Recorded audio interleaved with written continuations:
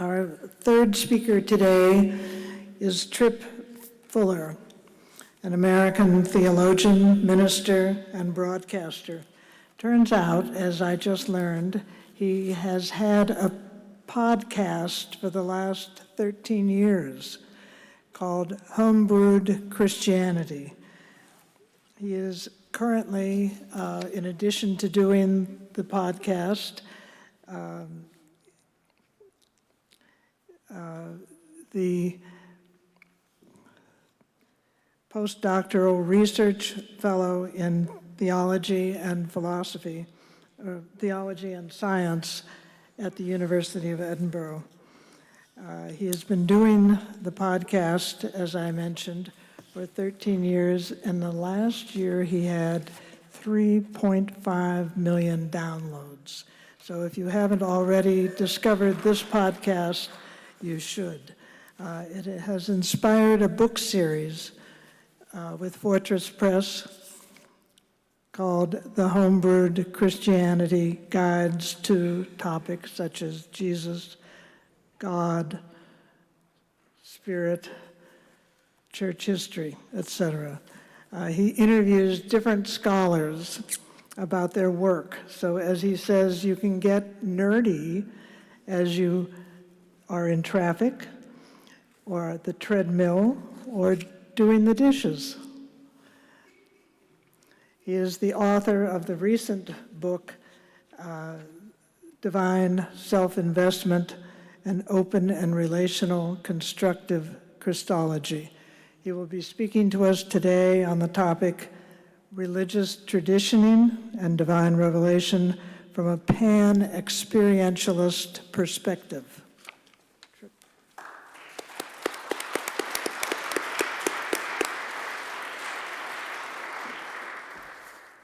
All right. Andrew, wave at me when I have 5 minutes. It takes a while for people that preached for a long time to slow down. All right.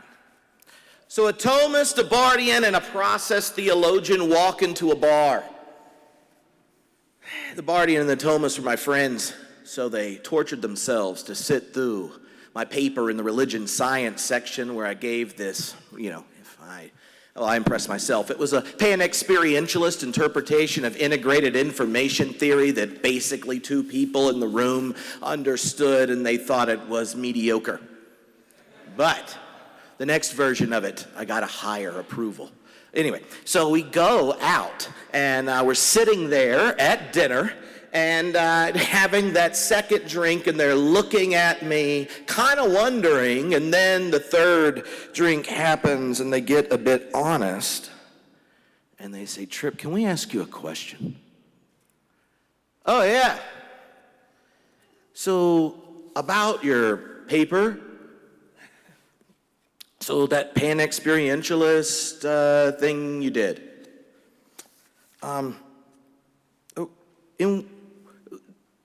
does it actually allow you to be like again, don't take this personal, a genuine Christian theologian? Like, this isn't an assessment of you just as a follower of Jesus, whether or not you baptize people, lure them into the divine embrace. But just like as a constructive theologian, how in the world does a Panexperientialist philosophy of religion ultimately change, inform, justify the constructive theological task? And if we buy the next round, could I ask you this? Does it end up being more than just one variety among others of religious fan fiction? Now, since we're in Claremont, I'm sure plenty of you have experienced these types of encounters, especially with Bardians. And, it's one of their growing edges. They have to ask about revelation, and the Thomist wanted to talk about tradition, but underneath it, their anxiety is one I have as someone attempting to be a faithful Christian and minister of the gospel, but also a constructive theologian and philosopher of religion. I want to know if our doctrines have any traction with the grain of the universe.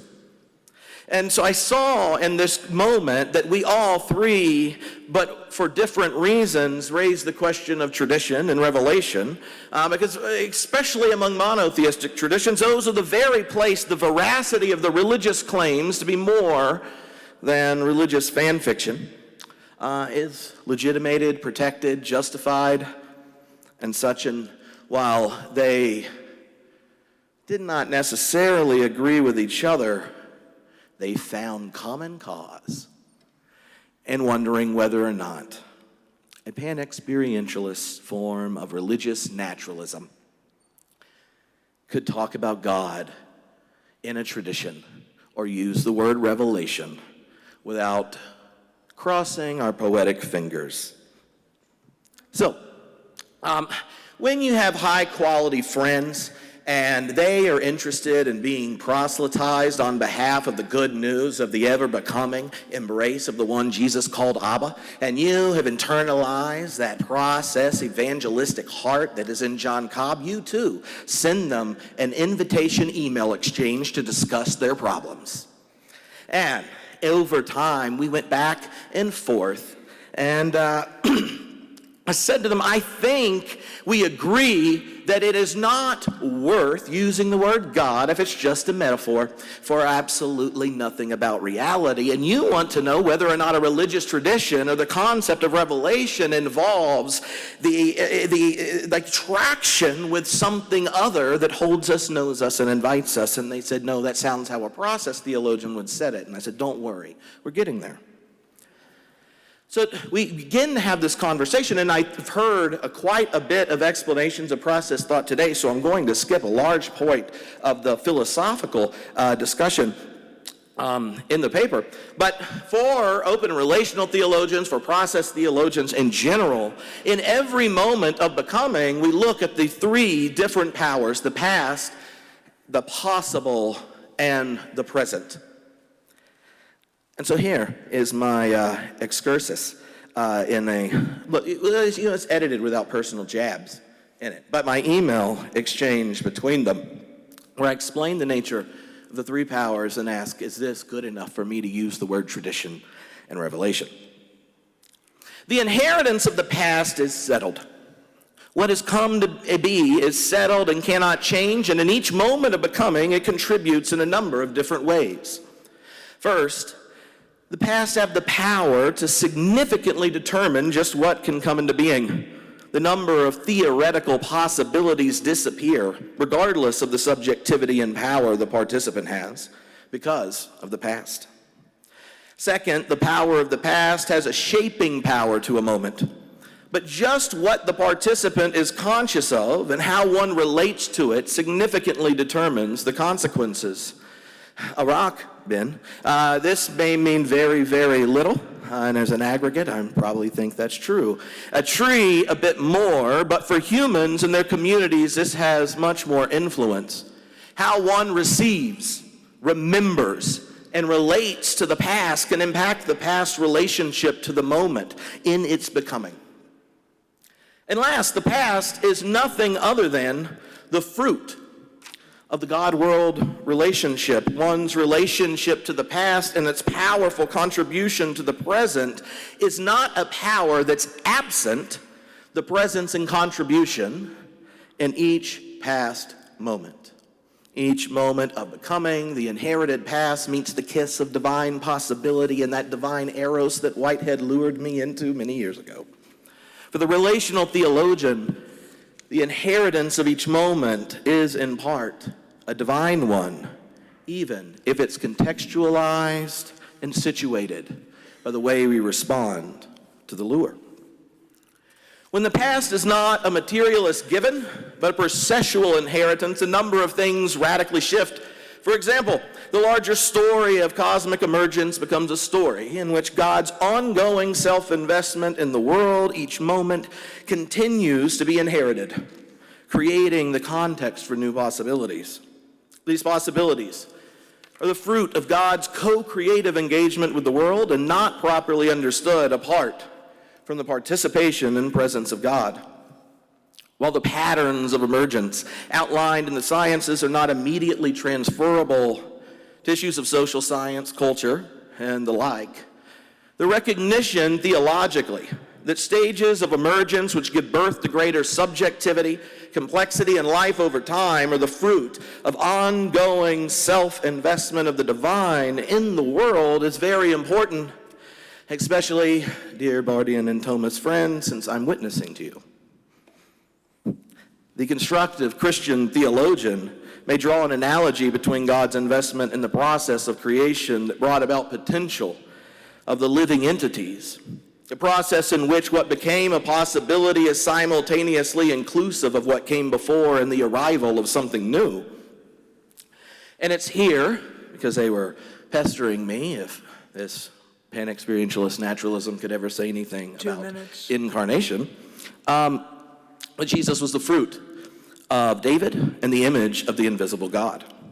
So these reflections actually invite us to look at how the past arrives, and it arrives with the particularity of the creature's responsiveness in the past. So if we think of something like Jesus, and we wanted to ask this question, and I gave this long response in the email, I said, Jesus makes no sense out of the context of Sarah and Abraham's call. And that call set a context in which prophets received the possibility and gave it and entered into a dynamic relationship of fidelity and resistance to the hesed, ever faithful, patient love of the divine. That was what was being inherited in Jesus' mommy when she was singing revolutionary parts of Isaiah when he was in the belly. And that is the very text Jesus claims on his first sermon when he gets up there and quotes Isaiah and says, "The Spirit of the Lord is upon me." And yes, I know that's one of the verses mainline Protestants know, but what did he do with the tradition?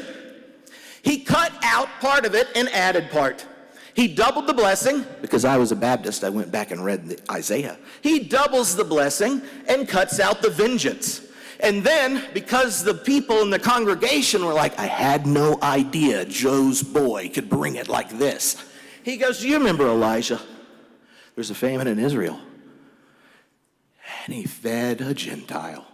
And they were like, "Whoa, how about you go off a cliff?" Now, I tell that story because I think in that theological narrative of the gospel, you see an image of what it's like to participate in a living religious tradition, and you see an example of what the revelation of God looks like as it emerges in the messiness of a panentheistic process of becoming. You receive the past, and the past arranges possibilities because we've responded faithfully. And there we go.